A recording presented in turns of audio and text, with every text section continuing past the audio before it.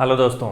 तो आज हम लोग क्या करेंगे? आज हम लोग सॉल्व करेंगे एक्सरसाइज 1.1 को। हम लोग कौन सा चैप्टर पढ़ रहे हैं? Relations and functions, class 12th के लिए। तो आशा करते हैं कि आप इसके थ्योरी पार्ट को पहले पढ़ चुके होंगे, और अगर नहीं पढ़े हैं तो ये मैं आपको बता रहा हूँ कि पहले आप उसको पढ़िए। अगर आप नहीं जानते हैं वो सब चीज़ तो फिर ये तो एक्सरसाइज बनाना भूल जाइए, आपसे नहीं बनेगा अगर आपको नहीं पता है तो।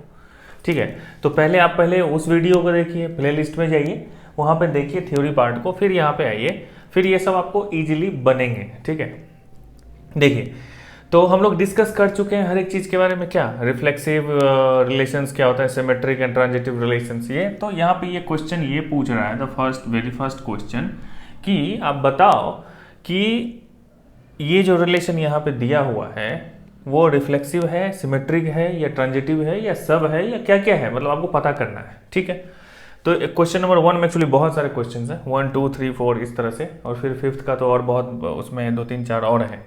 तो बारी बारी से सबको सॉल्व करने की कोशिश करते हैं। ठीक, तो इसमें क्या है कि आपको कॉन्सेप्ट पता होना चाहिए, नहीं पता है तो फिर समझ में नहीं आएगा। वैसे फिर भी मैं एक्सप्लेन करने की कोशिश करूंगा थोड़ा बहुत यहाँ पे थ्योरी पार्ट को भी। तो देखिए फर्स्ट वन क्या है कि 1 2 3 ये क्या है, सेट है 1 2 3 4 5 13 14 तक। ठीक है, 5 6 7 8 9 10 11 12 13 14। ये रिलेशन क्या बोलता है कि x y such that 3x minus y equal to 0।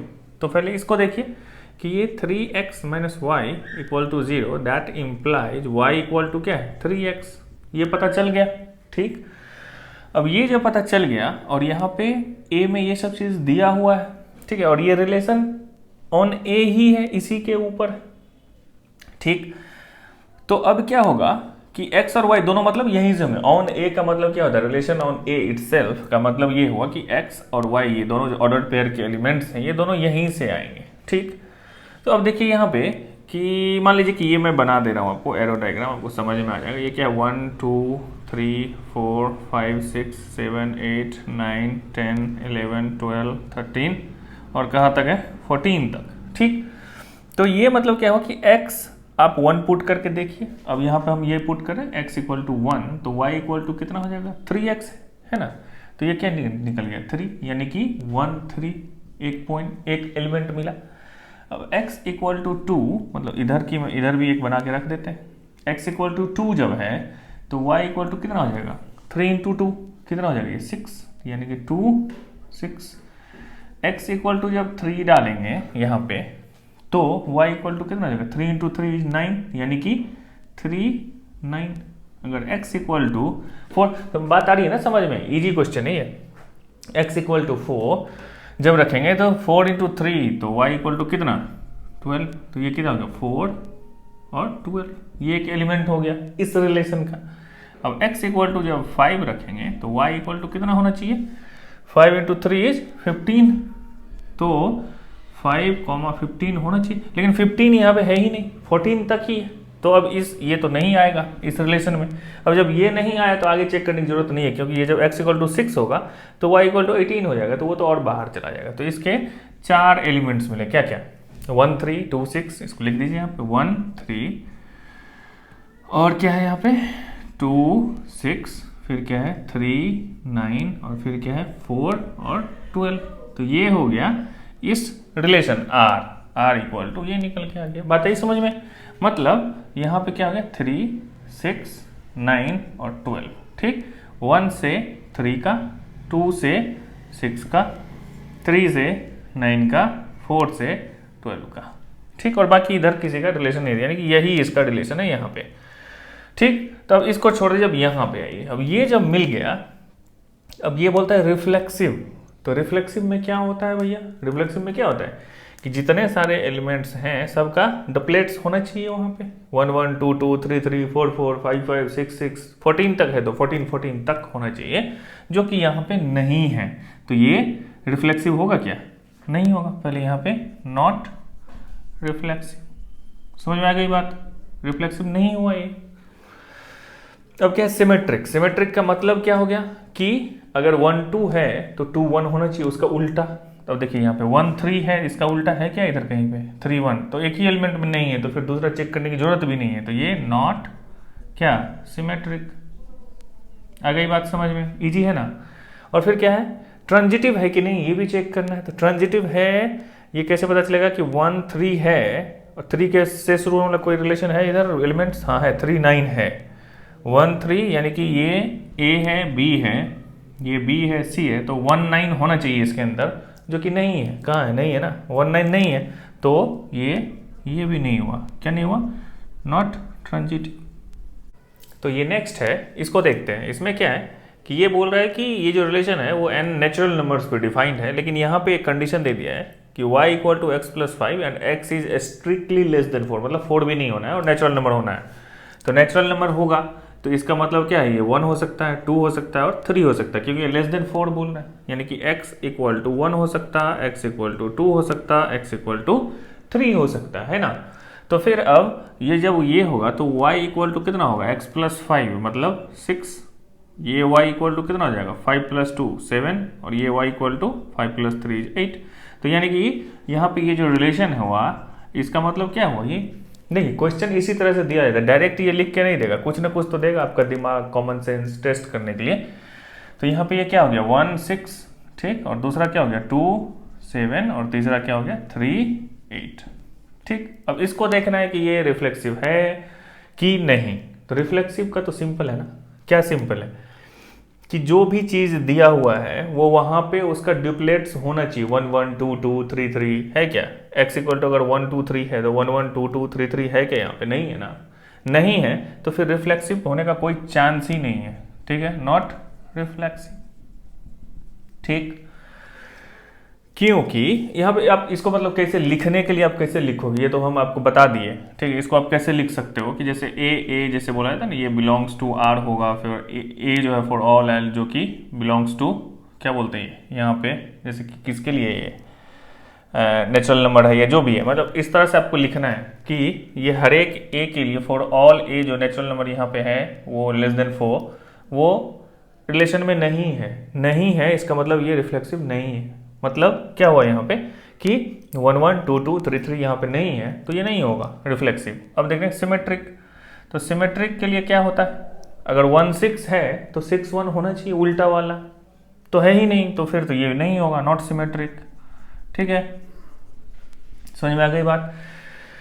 और मतलब यहाँ पे इस तरह से हम लोग RST ऐसे लिख देंगे तो फिर आपको समझ में आते रहेगा। ये नॉट रिफ्लेक्सिव है, नॉट सिमेट्रिक है, ट्रांजिटिव है क्या, ये फंक्शन देखिए यहीं पे बहुत लोग कंफ्यूज करते हैं। देखिए 1 6 है, हर एक एलिमेंट के लिए चेक करना, 1 6 है, 6 से ज़्यादा कुछ, 6 से स्टार्ट होने वाला कुछ है नहीं है, तो फिर इसका कोई मतलब नहीं, छोड़ दो इसको आप। 2 7, 7 से स्टार्ट होने वाला कुछ है क्या यहाँ पे, नहीं है, तो फिर ये भी नहीं होगा। 3 8, 8 से स्टार्ट करने वाला कुछ है नहीं है, तो जब है ही नहीं तो चेक नहीं करना, ये ऑलरेडी ट्रांजिटिव है। समझ में आई बात।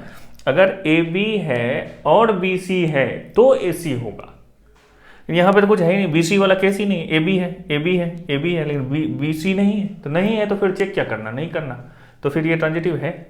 देखिए ये है थर्ड वन, इसमें क्या है कि एक सेट दिया हुआ A, उसके एलिमेंट्स क्या हैं 1 2 3 4 5 6, और ये रिलेशन बोल रहा है कि y is divisible by x, मतलब y में x से भागा लग जाए, ऐसा आपको ढूंढना है। तो पहले वो आप ढूंढोगे, उसके बाद आप बताओगे, वो सेट टोटल बनेगा, ठीक है, उसके बाद ही बता पाओगे।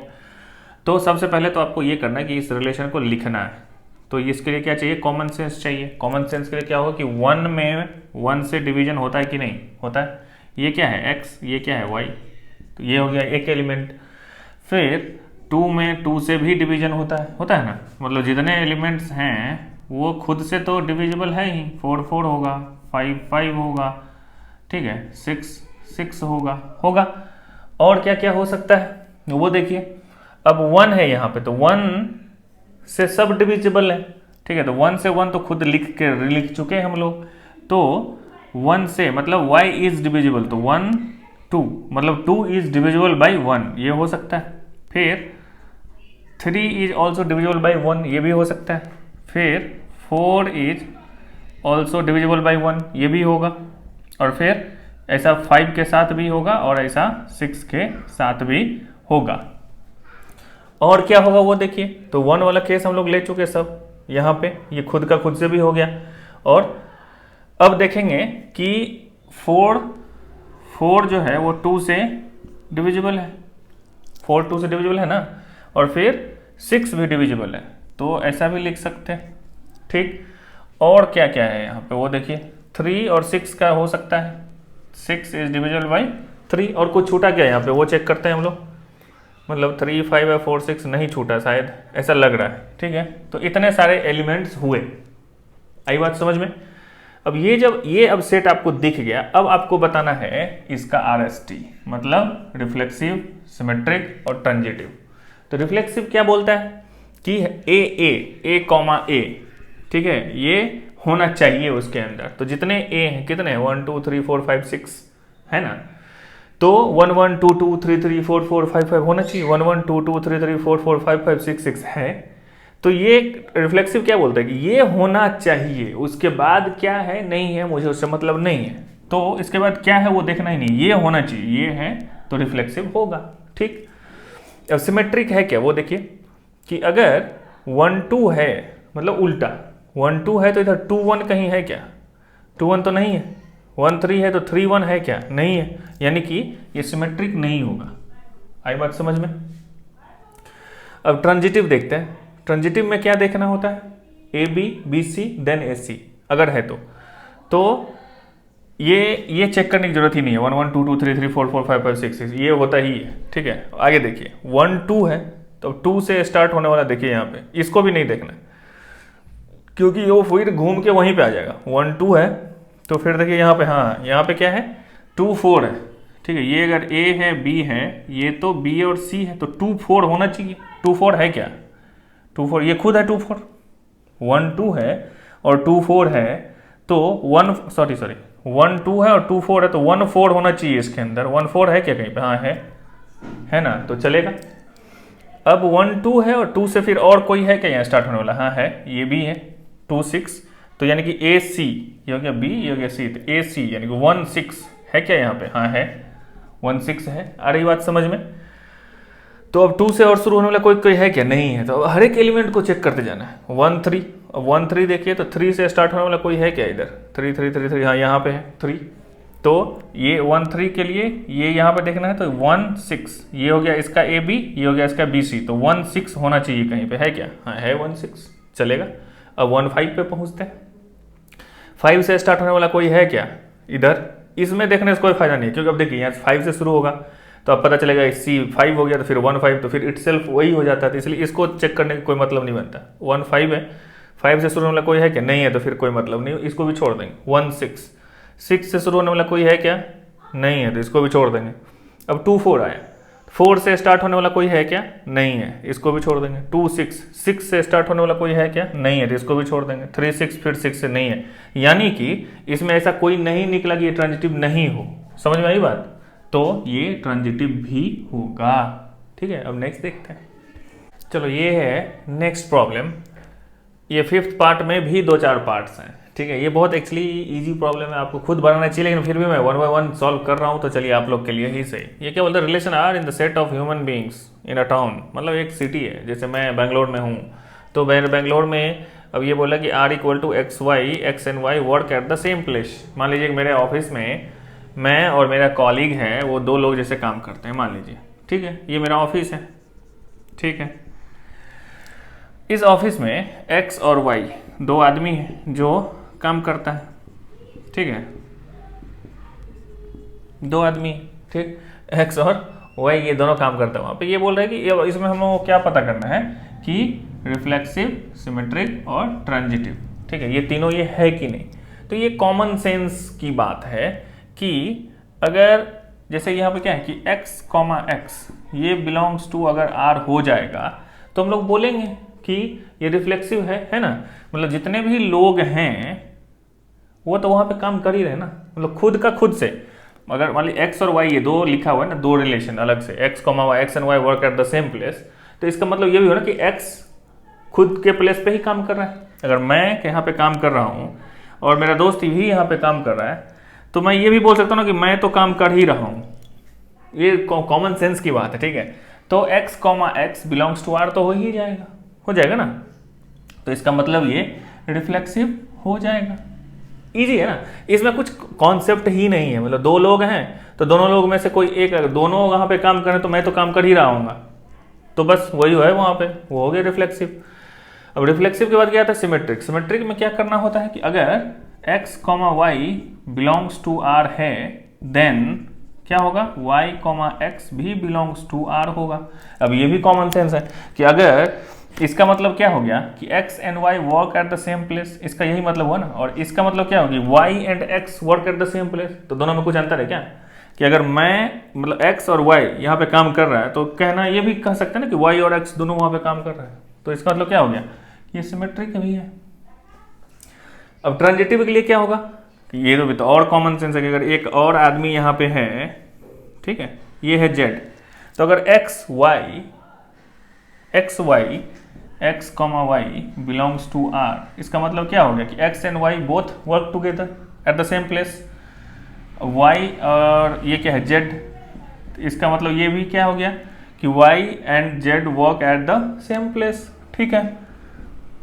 तो हम ये नहीं कह सकते क्या कि x and z belongs to r, of course कह सकते ना कि एक ही ऑफिस में अगर ये बंदा और ये बंदा तीनों बंदा काम कर रहा है, मतलब ये और ये एक साथ काम कर रहा है, ये और ये एक साथ काम कर रहा है, तो हम कह सकते हैं कि x एंड z इसी के अंदर काम कर रहा है, ये ऑफिस है, ठीक है, और क्या, तो ये ट्रांजिटिव भी हो जाएगा। तो इसमें तो कुछ करने की जरूरत ही नहीं थी मुझे लगता है। अब ये है नेक्स्ट प्रॉब्लम, मुझे नहीं लगता कि इसको सॉल्व करने की जरूरत है। ये बोलता है कि x and y live in the same locality, वो था ऑफिस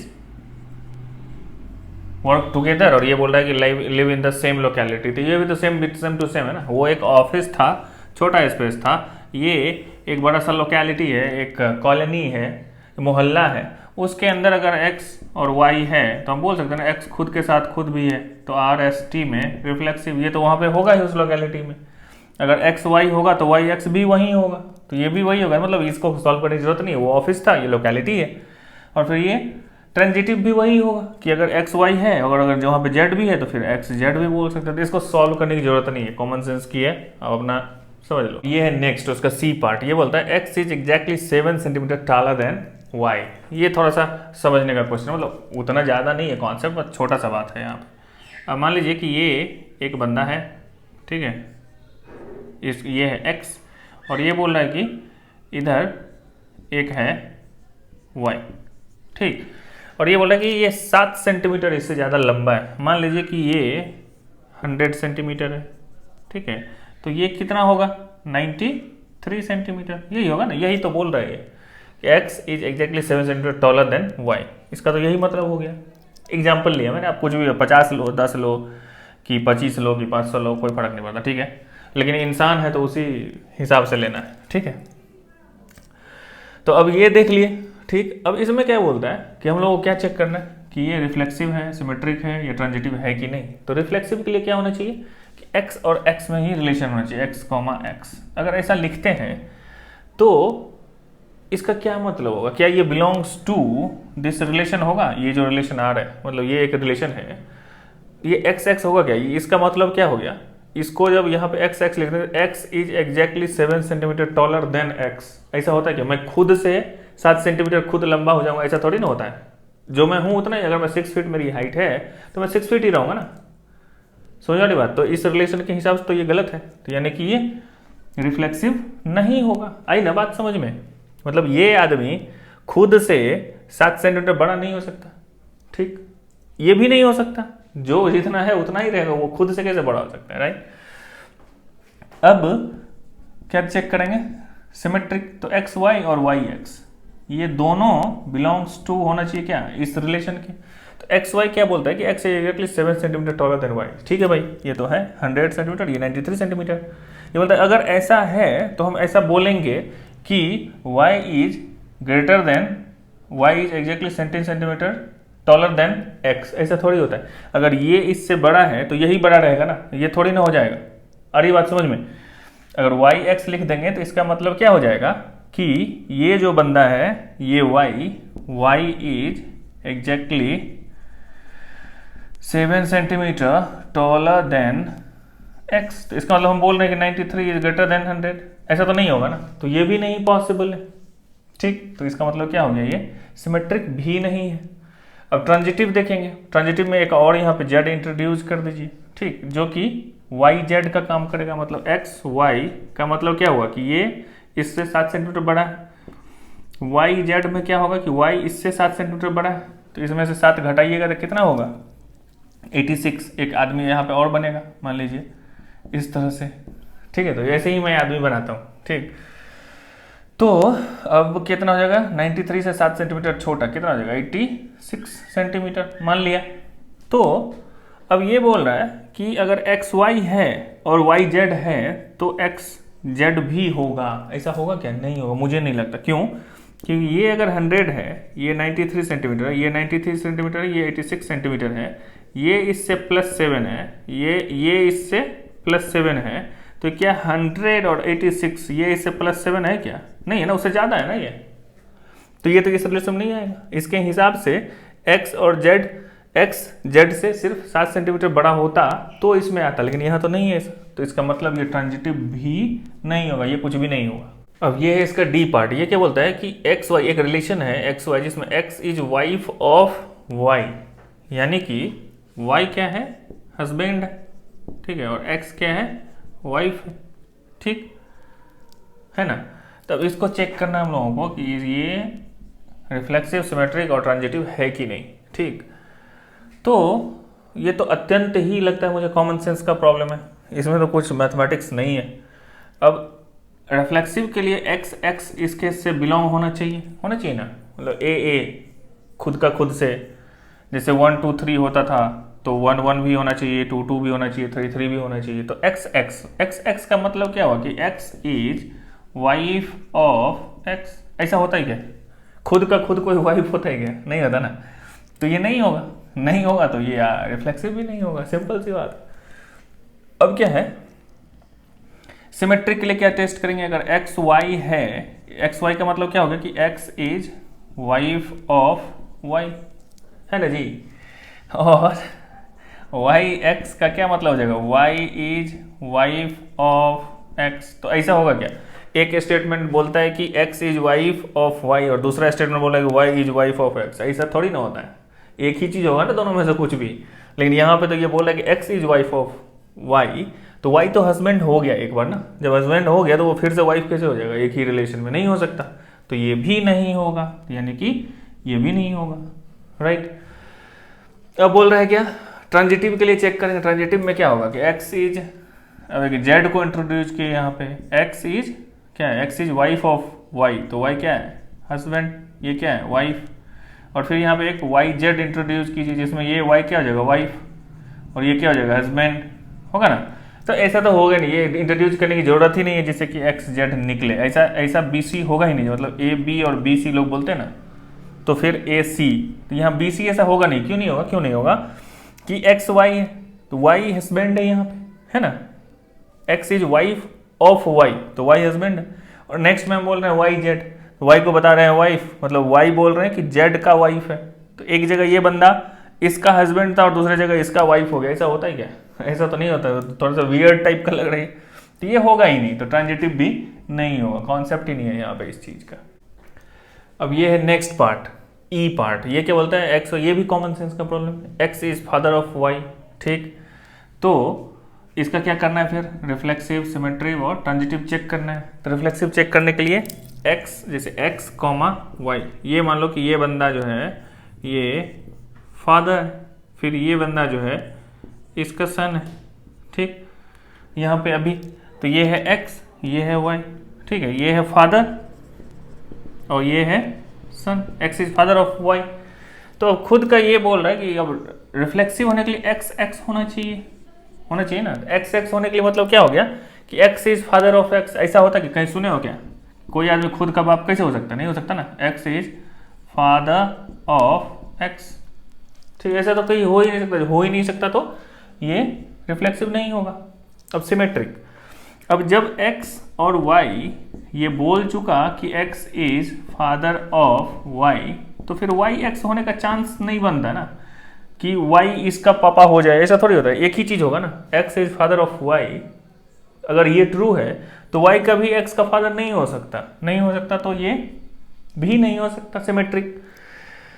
ट्रांजिटिव में मान लीजिए कि एक z यहाँ पे बनाते हैं, ठीक है, ये z हो गया, ये इसका सन है, ठीक है, ये भी सन है, लेकिन ये यहाँ पे अब फादर है, ठीक। तो अब अगर एक्स वाई है और एक्स वाई है और वाई जेड है तो बोलता है कि एक्स जेड होना चाहिए। मतलब यहाँ पे क्या है, ये फादर है ये सन है, ठीक। वाई जेड में क्या है कि ये सन है ये फादर है, ठीक। अब एक्स जेड होना चाहिए तो ये फादर और ये सन, ऐसा तो नहीं होगा ना, ये क्या हो जाएगा, ग्रैंड सन हो जाएगा। समझ में आ रही बात? मतलब ये इसका लड़का ये या लड़की जो भी है, ठीक है। तो यहाँ पे सन हो डॉटर हो उससे कोई फर्क नहीं पड़ता, मतलब उसका बच्चा, राइट। तो अब ये हो गया फादर, ये हो गया सन, ये डॉटर जो भी। तो एक्स से जेड का जो रिलेशन होगा वो फादर और सन का नहीं होगा या डॉटर का नहीं होगा, ये ग्रैंड फादर हो जाएंगे, ये ग्रैंड सन हो जाएगा। तो ये बोलता है कि ऐसा x is father of y, ऐसा नहीं होगा, तो फिर ये ट्रांजिटिव भी नहीं होगा। ये है next problem, second number. So that the relation R in the set R of the real numbers defined as this. Real number बहुत इंपॉर्टेंट है यहाँ पे। R a b such that a is less than equal to b square is neither, कुछ भी, reflexive, symmetric और transitive कोई भी नहीं है, ये आपको प्रूव करना है, ठीक। तो यहाँ पे क्या आप जैसे देख रहे हैं कि अगर रिफ्लेक्सिव के लिए अगर आप सोचेंगे तो पहले 1 1 सोचेंगे, किसी भी स्टूडेंट के दिमाग में यही बात आएगी ना, ठीक है। 1 1 तो देखते हैं इसको, 1 इज लेस देन 1 स्क्वायर, सही है भाई, ये तो सही है। अगर 2 2 देखेंगे तो 2b है लेस देन इक्वल टू 4, 2 2 4, ठीक है, ये भी सही है। अगर 3 3 करेंगे तो क्या होगा, 3 इज लेस देन 9, ये भी सही है। तो फिर कैसे देखेंगे कि ये नहीं है रिफ्लेक्सिव? माइनस के लिए देखते हैं, -1 -1, तो -1 is less than equal to का स्क्वायर कितना 1, तो ये भी सही है। अब तो फंस नहीं गए, आप ध्यान से नहीं देखे, रियल नंबर है ये सिर्फ हम लोग इंटीजर्स टेस्ट कर रहे हैं यहाँ पे। रियल नंबर अगर देखेंगे कि 1/2 मान लिया और 1/2 मान लिया अगर, ठीक है। अब देखिए यहाँ पे क्या होगा कि 1/2 is less than equal to 1/2 का होल स्क्वायर, दैट इंप्लाइज क्या हो गया, 1/2 is less than equal to 1/4, ऐसा होता है क्या?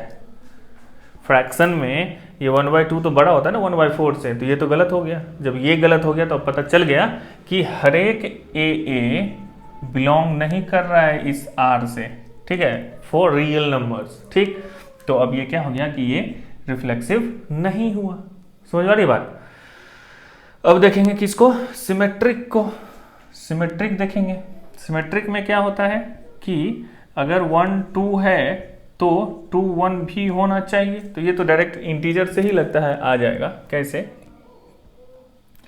अगर 1 2 लिखे हुए हैं तो ये क्या है a, ये क्या है b, तो a is less than equal to b square मतलब 4, ठीक है। तो 1 इज लेस देन 4, ये तो सही है भाई। और फिर यहाँ पे देखते हैं 2 1 लिख के, तो ये हो गया क्या अब अपना a और ये हो गया b, तो 2 is less than equal to 1 square. तो अब ये तो नहीं हुआ ना, आई बात समझ में? क्या किया यहाँ पे a और b, a is less than equal to b square, मैं ए बी लिया यहाँ पे। ये क्या बोलता है सिमेट्रिक, क्या बोलता है कि अगर a B belongs to R है तो B A belongs to R होगा, यही बोलता है ना, फॉर ऑल ए बी, ठीक।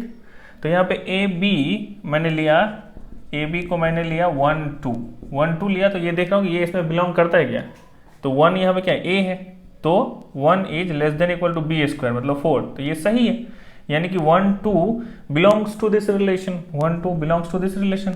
तो इसका मतलब अब ये होना चाहिए कि 2 और 1 भी बिलोंग्स टू इस रिलेशन के होना चाहिए ना।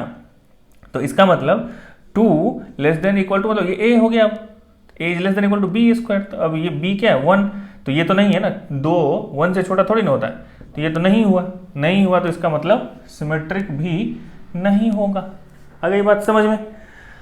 अब क्या देखना है अपने को, ट्रांजिटिव है कि नहीं, ठीक। तो ट्रांजिटिव के लिए क्या देखेंगे हम, इसमें 3 नंबर ढूंढना पड़ेगा ना। मान लीजिए कि x y हमने यहाँ पे ले लिया 3 और 2, ठीक। अब एक देखेंगे हम लोग y और z, मान लिया कि ये 2 है और एक नंबर ले लिया 1.5, ठीक।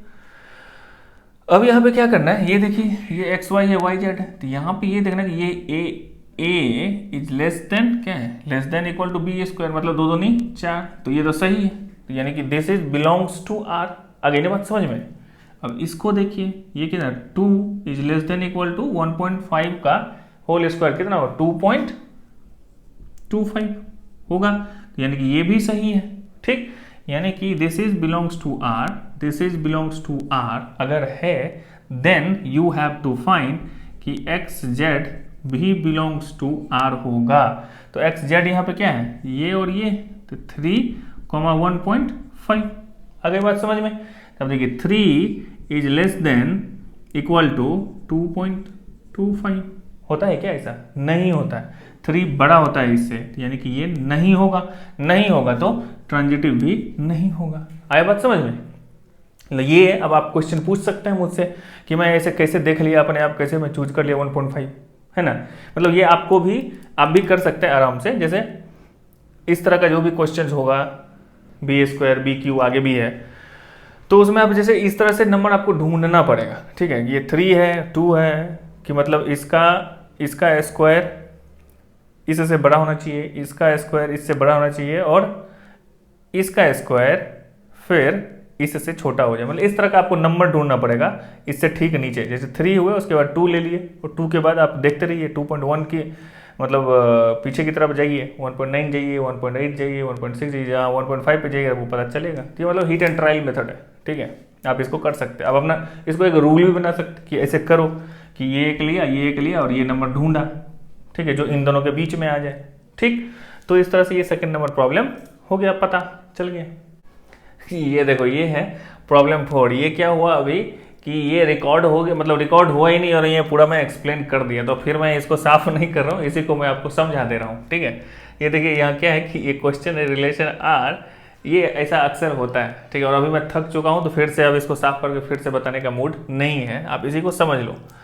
Relation R in R defined as R equal to A B, ये क्या है, रियल नंबर्स है, ये रिलेशन है। और ये रिलेशन क्या दिया कि a b such that a is less than b is reflexive transitive but not symmetric, ये आपको दिखाना है। ठीक, तब देखिए यहाँ पे ये क्या है कि रिफ्लेक्सिव के लिए होता क्या है कि ए बिलोंग्स टू आर होना चाहिए फॉर ऑल ए जो कि बिलोंग्स टू रियल नंबर है। तो ए मतलब क्या, सेम टू सेम। तो 1 1 मान लीजिए एग्जांपल लिया 1 1, तो 1 इज लेस देन, यहाँ पे क्या है, A is less than equal to B, तो 1 is less than equal to 1, सही है, कोई प्रॉब्लम नहीं है। फिर मन क्या मेरा 2 2 लेने का, तो 2 2 लिया, तो 2 is less than equal to 2, -1 भी ले चेक कर दिया, तो -1 लेस देन इक्वल टू, फिर फ्रैक्शन क्योंकि रियल नंबर की बात कर रहे हैं तो ये भी देखा 1/2 लेस देन इक्वल टू, तो कोई भी नंबर खुद से छोटा या बराबर होता है, ये पता है हम लोगों को। तो इसका मतलब ये रिफ्लेक्सिव होगा, कोई इशू इसमें नहीं है। अब आते हैं हम लोग सिमेट्रिक पे। सिमेट्रिक में क्या होता है कि अगर a B belongs to R है तो बी ए भी बिलोंग्स टू आर होगा। यहाँ पे चेक करते हैं हम लोग, मान लिया कि एक नंबर ले लिया 1 2, ए हो गया 1, बी हो गया 2, तो 1 is less than equal to 2। ठीक, ये सही है, इसमें कोई दिक्कत नहीं है। लेकिन ये बोला कि अगर ये ऐसा है A B belongs to R तो B A belongs to R भी होना चाहिए। तो करके देखा मैंने 2 1, तो 2 is less than equal to 1, ऐसा होता है क्या, नहीं होता है। ऐसा अगर नहीं होता है तो B a not belongs to R होगा। तो यानी कि ये कहना कि a B belongs to R है और बी ए भी बिलोंग्स टू आर हो जाएगा, ऐसा नहीं होगा इस केस में जहां पे A less than equal to B है। तो यानी कि ये सिमेट्रिक नहीं होगा। ठीक, और ट्रांजिटिव के लिए क्या करना पड़ेगा, ट्रांजिटिव के लिए क्या होता है कि if A B belongs to R और B C belongs to R then A C belongs to R. तो हम लोगों ने एक चेक कर लिया, 2 3 नंबर लेके देख लिया, 1 2 लिया तो 1 2 मतलब ए बी 1 2 लिया, 1 is less than equal to 2 हो गया, 2 3 लिया तो 2 इज लेस देन 3 है। ठीक है, लेकिन ये बोलता है कि 1 3 भी लेस देन इक्वल टू 3, क्या दिक्कत है, 1 इज लेस देन 3। ठीक है, तो इसका मतलब ये सही बात बोल रहा है यहाँ पे। इसी को फ्रैक्शन में भी टेस्ट कर लिया हम लोगों ने कि एक नंबर यहाँ पे ले लिया, ये ए है, बी है, ये बी और सी है, तो 1/8 is less than equal to 1/4 क्योंकि a is less than equal to b, this is a this is b, तो ये सही है। यहाँ पे फिर b 1/4 और एक ले लिया 1/2, तो 1/4 is less than equal to 1/2, ये भी सही है। और जब ये करेंगे ac तो 1/8 is less than equal to 1/2, तो ये भी सही है। तो इसका मतलब ये ट्रांजिटिव होगा। ठीक है, तो आप लोग इसका स्क्रीनशॉट लेना चाहते हैं तो लीजिए। बहुत लोग कमेंट करते हैं कि सर आप बोर्ड से हटते नहीं है, तो मैं हट गया। स्क्रीनशॉट लीजिए, नोट बनाते रहिए, पढ़ाई अच्छे से करते रहिए। मैं तो हूँ ही यहाँ पे आप लोगों को कॉन्सेप्ट क्लियर करने के लिए और प्रॉब्लम सॉल्व करने के लिए। और कमेंट में कुछ लिखना चाहिए आप लोगों को कि ये अच्छा लगा कि नहीं अच्छा लगा, कुछ तो लिखना चाहिए आपको जिससे मुझे मोटिवेशन मिले, कि मुझे लगे कि मैं कुछ कर रहा हूँ, अच्छा कर रहा हूँ कि खराब, कुछ तो पता चलना चाहिए ना। चलिए, थैंक यू, पढ़ाई कीजिए आप लोग तब तक।